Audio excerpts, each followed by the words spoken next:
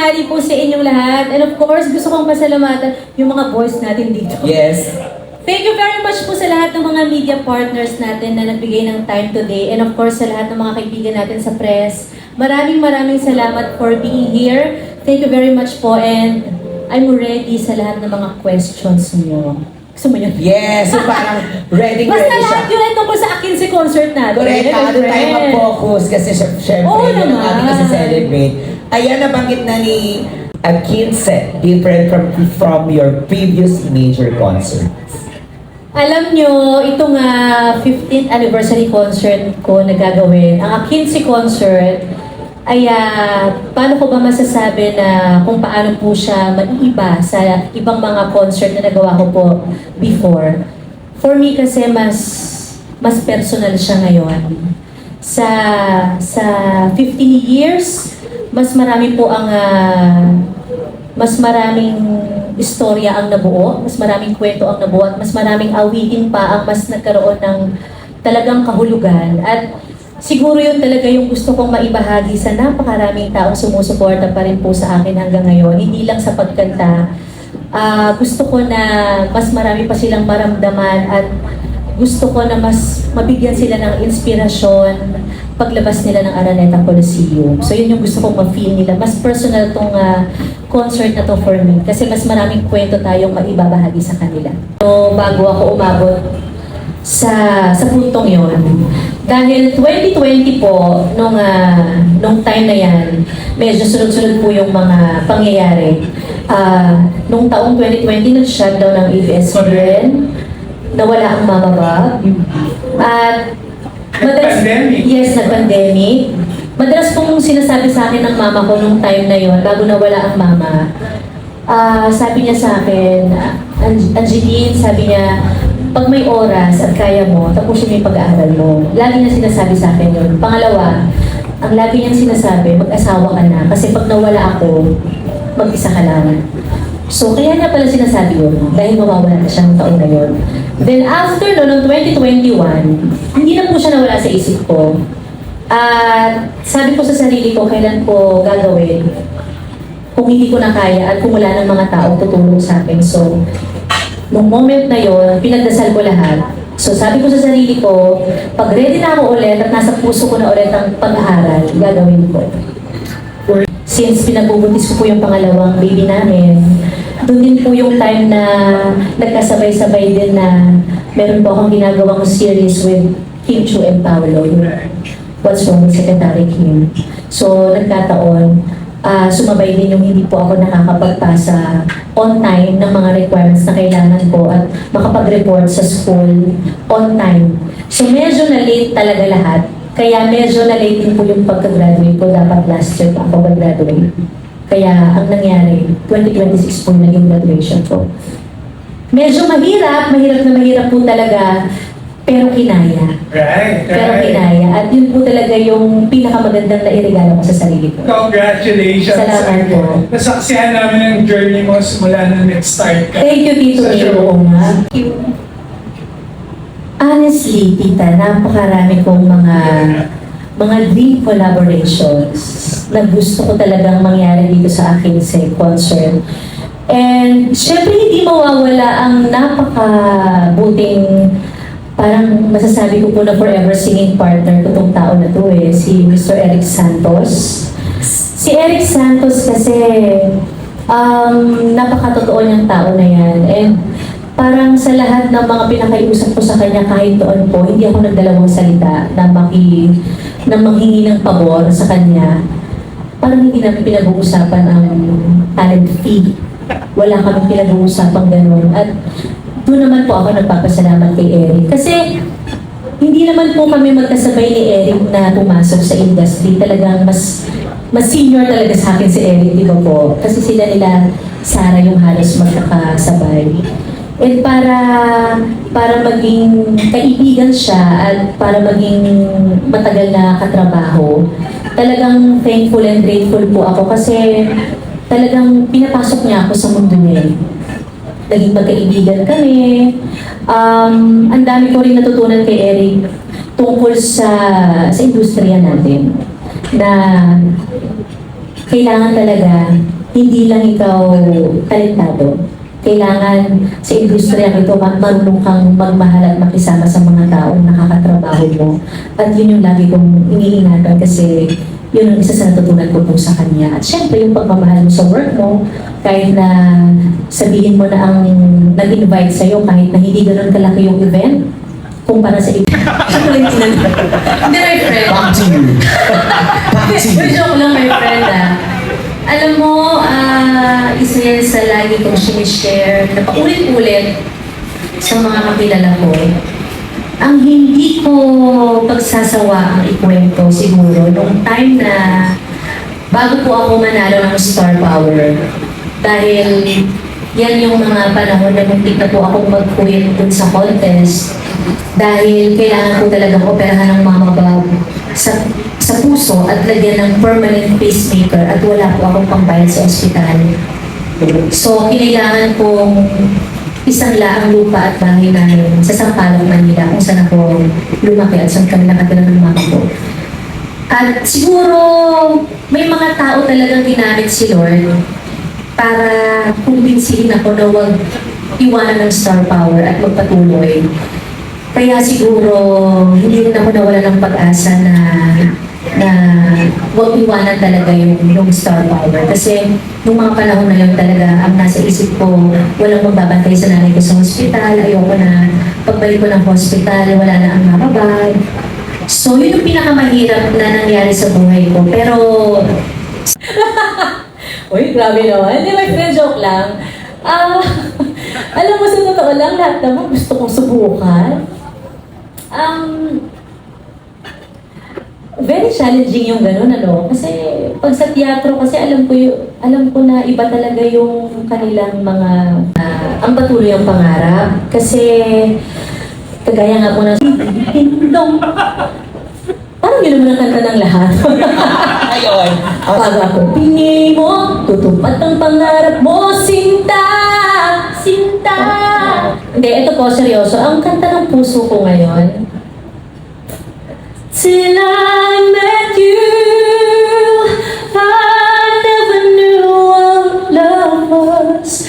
Till I met you, this feeling seems to grow more every day. I love you more each day. Yun! Yes. At marami pa tayo maasahan na ganyan. Totoo yan. Okay. Bato-bato lang yan, pero sa may Pero for kasi, now. pero kasi talaga, ang nasa isip ko talaga yung sa baby dance. Kaya yun yung unang pumasok eh. Kasi, Dong digi digi digi dong digi digi digi dong digi digi ding dong. Alam mo, ang magaling sumayaw si Nilo eh. Alam- Patunayan niya yun just sa alam mo, aming concert at magsashow si Ate Angge, ibigay na natin to sa kanya. So, Pero kung grabe. magkukulab po kami sa dancing, Correct. gugustuhin ko po. Ako din po, i-look forward ko po. Nagpahirap ka doon, Milo. Correct, pero syempre bibigay na. Di ba natama si ate eh, yung naririnig mo na din talaga yung kantang yan. Yung nasa utak mo na, autoplay, kumbaga. Parang kahit bago po ako matulog sa gabi, pati mga anak ko kasi sinasayaw yun. I love you, baby dolls. I love you, We love you, baby doll. I love you, baby dolls. Ako magti-3 million lang, baby. Yes! We got this, baby Congrats! dolls. Congrats! Ayan, our next... Hindi na po kay Miss Reg. Joy Force. Biro na po. Kasi hindi naman nagpaalam. Pero knowing Miss Reg, papayag yun. Mga ritual, ang mga ritual po na ginagawa ko talaga, unang-una syempre, hindi mawawala ang panalangin. Napaka-importante niyan. Yan talaga ang hindi ko kinakalimutan siguro. Ilang steps backstage bago pumunta ng entablado. And siguro po yung voice rest ng mga 3 days before ng concert po. Kasi yun talaga yung parang pinaka oras na binibigay ko para makapagpahinga ng tama at maayos yung boses ko. So after ng mga puyatang rehearsals, siguro mga practice. Hinihingi ko po yung 3 araw na to para makapagpahinga ng tama. And yung siguro maging active po sa workout, jogging yan. Kasi yun yung pinaka-importante na maging active po ulit ako sa pagtakbo. Pero yung kay Stretch kasi yung swimming, malaking bagay din po talaga yun. Ako ng college, naging 5 na lang. So yung 5, pag ito pong concert natin, minamarikas ko na maging successful po ang akin sa concert ko, magiging 4 na lang. Yung 4 na ito, maging best actress. 3 na lang. Yung 3, magkaroon ng pangmatagalang negosyo. Pero hindi sa pagkanta, sa pagkain. Kasi hili ko po ang pagluluto. Ang pangalawa, maging successful sa buhay si Silvio at si Sylvia. Kasama na po doon ang asawa ko, syempre. Meron pa po. Not daw na yun ha. So, Ay, Divas! Naku, abangan ninyo ang magiging production number namin. Vinyas Deluxe, Precious, Paula Nicole, and Brigiding! OMG!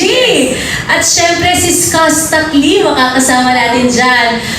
At hindi nyo kakayanin, Baby Dolls! yes!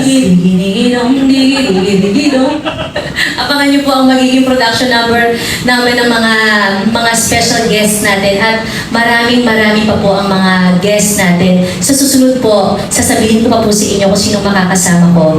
And of course, gusto kong pasalamatan ang mga pangalawang pamilya ko, ang Star Nutri.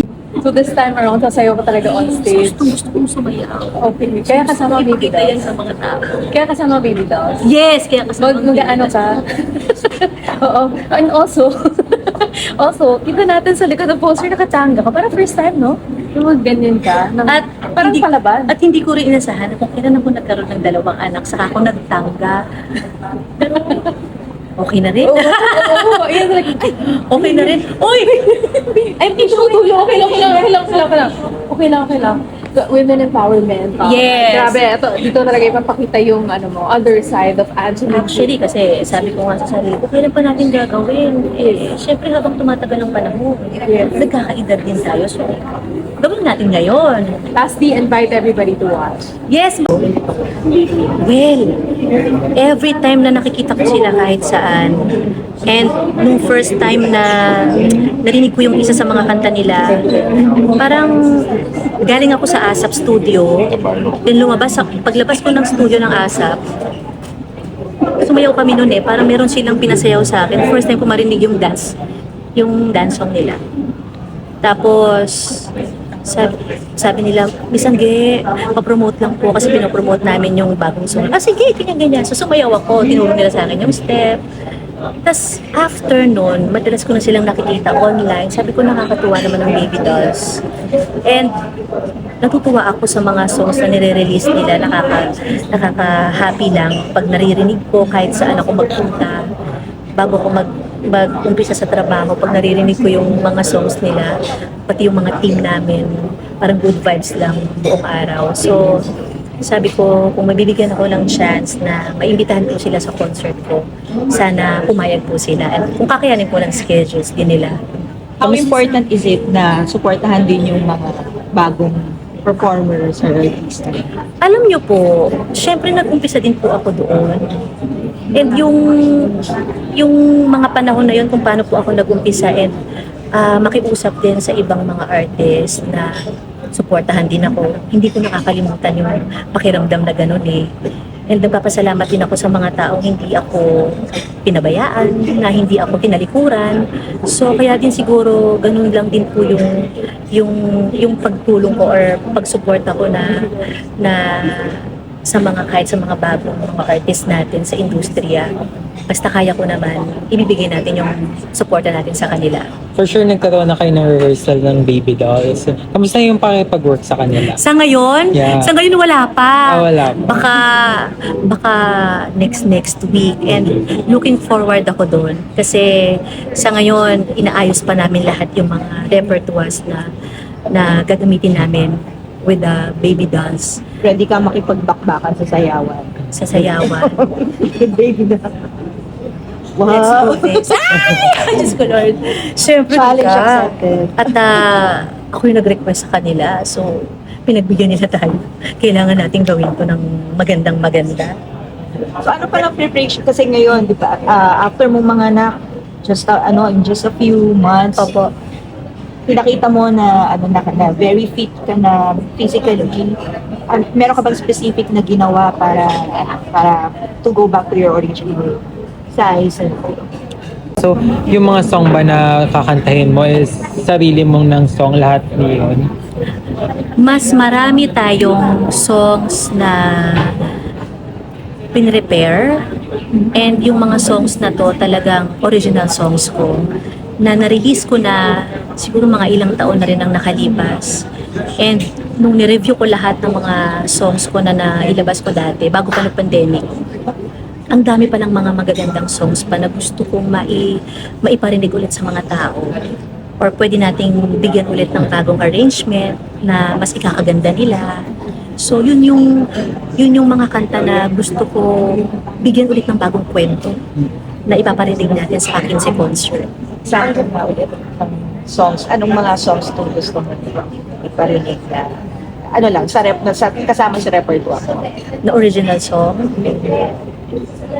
Actually, bukod sa Patuloy ang Pangarap, meron po akong isang song doon na ito po ay kanta ko for Mama Bob. Siguro familiar kayo dito. Ang pangarap ko'y para sa'yo, nag-iisang bituin, laman ng puso at damdamin ko, nag-iisang bituin, at kahit san ka man dalhin ng tadhana'y dama pa rin, dahil tayo'y nakatitig sa iisang bituin. Aside from that, Of course. At yan ang abangan ninyo kasi yan ang hindi mawawala. Siyempre, alam nyo naman po na napakalaking parte ng buhay ko, career ko ang Mama Bob, na kahit wala na ang mama dito. So, pangalawa ang aking family, si Silvio at Sylvia, and ang husband ko. So, meron akong hinandang mga awitin para sa kanila. Kasi sila talaga yung bumuo sa akin. Pero, lang, gusto ko lang Huwag kang iihap. Hindi. Gusto ko lang malaman kasi nakwento mo last time yung about kay Sarah G. Yes. Yung ikaw yung tumulong kay Mami Divine Kay Mami na makapasok kay Sarah G sa contest. Tanong Ay, ko sa lang. sa Star for a Night? Ay, yeah. Sa audition? Oo. Yes. So, Tanong ko lang kung nakwento mo na rin ba to kay Sarah G or ano yung feedback niya or ano yung naging reply niya about doon. hindi ko alam kung napanood niya na. Pero, alam mo, I'm sure, Nakwento mo na ba sa kanya yun? hindi pa. Pero kung magkikita kami ulit ngayon at mapag-usapan namin, na-imagine ko na yung bungisngis niya. Na-imagine ko yung bungisngis ni Sarah na parang, totoo ba ang gay? Tapos parang maikukwento ko na naman sa kanya na napakalinaw talaga kung paano nag-umpisa yun. Kasi hanggang ngayon napaka-clear sa isip ko talaga kung paano nag-cross yung landas namin ni Mami Divine, paano ko sinabi sa kanya yung detalye. Alam mo yun, ang galing no? Pero at least ngayon, 15 Kala ko tatanungin mo years ka naman na. kung paano nakuha ko na ba yung komisyon. Oo nga. Hindi ko Ayun na nga. kinuha yun at okay na yun. Wala. Joke lang, friend. Isang gay, anong Si Precious. Si Precious. Precious. Oo, yes. ano pong story behind that sa pag-invite mo sa kanila for a kids? Kasi marami talaga akong kaibigan na nagda-drag. And fan talaga ako ng mga performers na nagda-drag eh. So, sabi ko, ang dami ko ding mga supporters na nasa industriyang drag queens, yes. So sabi ko, kung mabibigyan ako ng chance, kasi dati talaga, nai-invite ako na gumawa ng isang production number as drag queen. hindi lang natuloy. Hindi lang natuloy. So, sabi ko, kung hindi natuloy dati, bakit hindi natin gawin sa Araneta Coliseum basta tama yung songs, tama yung mga taong kasama ko, and sila Brigitte kasi talagang naka-work ko na before eh. Kilala ko na sila bago pa mabuo tong concert na to.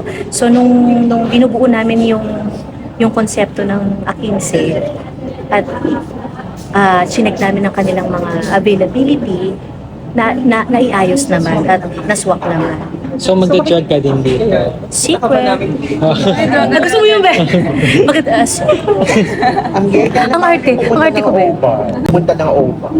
Kailan ako huling pumunta ng OBAR? Parang bago nag-pandemic pa kasi marami akong kaibigan from US na kapag umuwi sila dito, dun sila nagpupunta. Lagi yon. Tapos one time, pagpunta ko doon, hindi ko naman inasahan na kakantahin nila yung mga songs ko. In-invite ako sa stage. So kinanta yung Kunin Mo Na Lahat Sa Akin, Patuloy Ang Pangarap, Sana-Sana. Yan. So, kinanta ko yung Patuloy Ang Pangarap sa OBAR. So how do you feel na kinoconsider ka na rin nag-gay idol? Siyempre, malaking bagay po yun. At alam nyo naman, mahal na mahal po ang mga Becky. Oo. Kasi, sa totoo lang, sa team namin, ang mga team Angeline yan, ang dami kong mga mami-mami dito eh. So, minsan pag hindi ako okay, alam mo yun, minsan may mga panahon po talaga na sa work natin, ang hirap magtrabaho kapag hindi ka okay, di ba? Sila talaga yung tumutulong sa akin para magpasaya. So, yung energy ko, minsan sa kanila ko kinukuha. Kaya, hindi pwedeng wala akong kahit isang kasama na, alam mo yun, na kasama sa community ng mga... So it means dahil nga nasa yung Baby Dolls na sa concert mo na rin and also may drag na rin, makakasama mo rin ba si Vice Ganda sa upcoming concert? Abangan mo, Frenny. Parang nagkukupit pa kami. Pero sa ngayon, gusto mo nagkukupit. Pero sa ngayon, marami pang inaayos. Pero syempre, isa si ate sa gusto ko talagang makasama sa A15. Friends, sino pa ba ang bukod kay Nene? Ang gusto ko actually, Miss Reg. Si Miss Reg, Mama Sharon. Dahil si Mama Sharon ay talagang sa kanya nag-umpisa din lahat dahil yung contest na sinalihan ko na Star Power. And si Miss Reg kasi, bago pa sa Star Power, sa Star for a Night. And si SG. Yes, SG. About this custom is anong gusto? Gusto nyo magre-rap ba kayo sa akin? Hindi, si Skasta ang bibirit. Kasi ko ang mag-rap. Ikaw mag-rap. Kasi bata pa lang ako, honestly, bata pa lang ako, talagang fan na ako ng mga icons natin sa rap. Salpakuta. Yes, lahat ng mga sumikat na kanta nila, Salbakuta, pero una-una talaga, Francis Magalona. Pero hindi ko na siya na-meet talaga ng personal kasi wala pa ako sa industry nung nawala si Francis M, Sir Andrew E, and ayan, Salbakuta. Tapos sa generation kasi natin ngayon, isa si Skasta sa talagang Pinapakinggan. oo, sa pinapakinggan ng napakaraming bata. So sabi ko, kung pwede naman talaga at mapagbibigyan tayo ni Skasta kahit suntok sa buwan, why not, diba? And yung husband ko kasi talagang fan ni Skasta din. Ikaw po, favorite nyo at the time? Lagabo. Lagabo. Example. Gusto ko sasayawin ko siya. Tinawanan mo ko. Tinawanan ko. Supportahan kita. Pero pag wala ka sa akin siya. Alam mo na. Alam mo na. Yes po. Na-mention mo si Ate Rel. Miss Reg, yes po. Sa Regine. Sa totoo lang, ito i-share ko lang po. May time na kinausap ko si Miss Reg na actually hindi nga to text message. Nawakan ko yung kamay ni Miss Reg. Nawakan ko kamay niya. Magkasama kami sa Araneta Coliseum doon sa rehearsal po namin para sa ASAP sa Araneta. And parang sabi ko, Miss Reg, sabi ko sa kanya, sabi ko, bakit last? Tapos yun parang naano lang ako na bigla lang siyang tumahimik. Then, niyakap ko lang siya. Nasasabi niya lang sa akin, gumanon lang siya. So, parang naiiyak na rin ako nung time na yon. Pero syempre dahil ang gulo na nangyayari sa paligid namin, may mga sumisigaw na direktor, ganyan. Pero na-feel ko talaga. Hindi ko man narinig na galing kay Miss Reg, pero alam ko yung ibig sabihin doon. So, parang sabi niya, okay na ang gay. Sabi ko, pero hindi. Sabi ko, hindi dapat. Sabi ko, hindi Miss Reg. Sabi ko. Kasi, unang-una ako, very vocal ako na napakalaking influence sa akin ng Isha Songbird. Alam ng mga tao yun. At lagi ko talagang sinasabi kay Miss Reg, na Miss Reg, salamat kasi kung di dahil sa mga songs mo, kung di dahil sa story mo, parang hindi ko rin naman din mararating to. Alam mo yun, yung baka hindi ko na-umpisahan sumali sa mga amateur singing contest. And ang isa sa pinaka gustong-gusto kong sinasabi sa kanya, na until now, parang hindi siya makapaniwala. Kasi nung sumali po ako ng Star for a Night, hindi naman ako sumali ng Star for a Night dati dahil para manalo ng 1 million. Actually, kaya po ako sumali ng Star for a Night nung nalaman ko na si Miss Reg ang host. Nung sinabi sa akin ng manager ko dati, si Kuya Egay, bata pa kasi ako noon 11 years old pa lang ako. Sabi niya, sabi niya may bagong lalabas na singing contest. Sabi ko, saan? Channel 13. Sa Channel 13. At sabi niya gano'n, si Regine Velasquez ang host. Sabi ko talaga, so makikita ko siya ng personal, ganyan-ganyan. Sabi ko, saan, paano sumali siya? Ganyan-ganyan. So yun, inaral lahat ng manager ko kung paano saan audition, pinuntahan namin ng Viva, ganyan-ganyan. 3 beses ako nag-audition para makita ko si Regine Velasquez. So, kaya nung nanalo si Sarah Geronimo nung time na yun, kaya para sa akin, syempre, pumasok ako sa contest na to, manalo or matalo, okay ako rin. Kasi nakita ko na si Miss Reg. Nakita ko na siya. Okay na ako dun. So pag kinukwento ko kay Miss Reg, parang di pa na siya naniniwala. Sabi ko, Miss Reg, totoo, kaya po ako sumali ng Star for Night para makita kita. Yun lang ang gusto kong mangyari. Nanginginig pa nga ako lagi pag nakikita ko kayo. How do you Swimming po ako Oo naman siya. So, yun lang. At talagang isa si Miss Reg siya nagpatunay sa akin na talagang walang imposible. Kasi napakalaking pangarap ko si Regine Velasquez dati. Totoo yan. Alam ng nanay ko yan. Alam ng mga kaibigan ko yan sa Sampaloc, Manila. Napakalaking pangarap ko si Regine Velasquez. At habang buhay yun Habang buhay ako magpapasalamat kay Miss Reg kasi napakalaking inspirasyon ko siya. So, ibig sabihin nito, friend, makikita ka rin namin sa concert niya. Kay Miss Reg, na sumisigaw na naman ng Regine. Pero ngayon, buong pamilya na isisigaw. Miss Kakay! Ganun na lahat. Last Ay, question. invite mo na lang sila. Invite mo na lang sa concert. Yes! Sana po magkita-kita tayo sa A15 concert ko sa August 22 sa Araneta Coliseum. Ito po ang 15th anniversary concert ko at lahat ito ay talagang para sa lahat ng sumusuporta sa akin simula umpisa. Sana ay mabigyan ko kayo ng mas maraming inspirasyon pa through my music and songs sa mga kwentong ibabahagi ko pa sa inyo sa gabing ito. Sana mas magkaroon pa tayo ng mas maraming pag-asa pag uwi natin sa bahay natin. So magkita-kita po tayo sa August 22 para sa A15 concert. Salamat po. Thank you very much.